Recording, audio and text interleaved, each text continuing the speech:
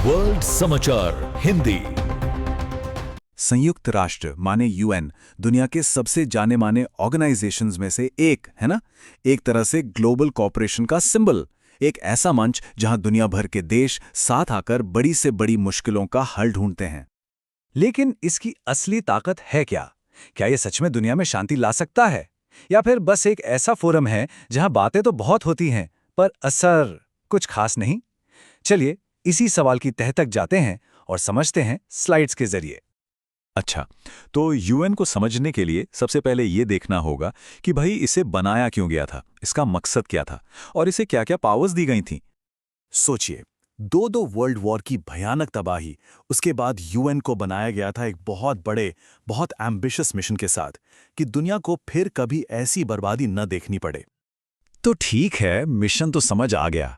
अब देखते हैं कि संयुक्त राष्ट्र की असली शक्तियां और कैपेबिलिटीज हैं क्या।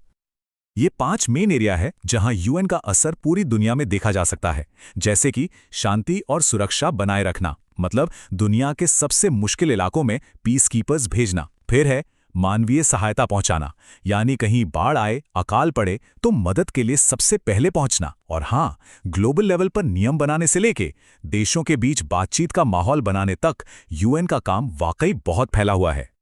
तो ऐसा नहीं है कि यूएन के पास सिर्फ बातें ही हैं, इसके पास असली ताकत भी है। इसकी जो सिक्योरिटी काउंसिल है, मतलब वो हिस्सा जो दुनिया के सबसे बड़े फैसले लेता है, वो लड़ाइयों को रोकने के लिए शांति मिशन भेज सकती है, देशों पर इकोनॉमिक सैंक्शंस लगा सकती है और ज़रूरत पड़ने पर मिलिट्री एक्शन को भी मंजूरी दे सकती है, जैसा कि हमने 1950 में कोरिया और 2011 में लीबिया में देखा भी था। और सिर्फ यही नहीं, यूएन की जो एजेंसीज हैं वो तो दुनिया भर में जाने बचाने का एक बहुत बड़ा काम करती हैं। ये आंकड़े देखिए, इनकी पहुंच कितनी जबरदस्त है। चाहे बच्चों के लिए टीके हों, भूखों के लिए खाना हो या किसी आपदा में फंसे लोगों के लिए मदद, ये एजेंसियां हर जगह मौजूद हैं। और ये स्लाइड तो बिल्कुल साफ दिखाती है कि यूएन हमारी दुनिया को कैसे शेप करता है। ह्यूमन राइट से लेकर क्लाइमेट चेंज तक यूएन ने ऐसे ऐसे नियम और समझौते बनाए हैं जिन्होंने दुनिया भर में लोगों की जिंदगी पर सीधा असर डाला है। लेकिन इतनी सारी शक्तियों के बावजूद एक ऐसी बुनियादी कमजोरी है जो हर चीज को, हर कोशिश को एकदम कॉम्प्लिकेटेड बना देती है, और वो है वीटो।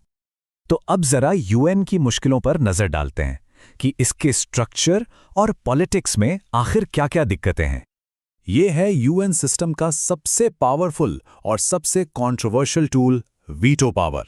इसको ऐसे समझिए कि मान लीजिए 5 लोग मिलकर कोई फैसला ले रहे हैं, पर अगर उनमें से सिर्फ एक ने भी ना कह दिया तो बस वो फैसला वहीं रद्द हो जाएगा, भले ही बाकी चारों लोग सहमत हों। ये स्लाइड देखिए, सिक्योरिटी काउंसिल के अंदर पावर का जो जबरदस्त इम्बैलेंस है, ये उसे दिखाती है। सिर्फ ये 5 देश, जिन्हें P5 कहते हैं, ये दुनिया के बाकी 190 से ज्यादा देशों के किसी भी कलेक्टिव फैसले को अकेले रोक सकते हैं। और इस वीटो का असली असर वो जमीन पर दिखता है।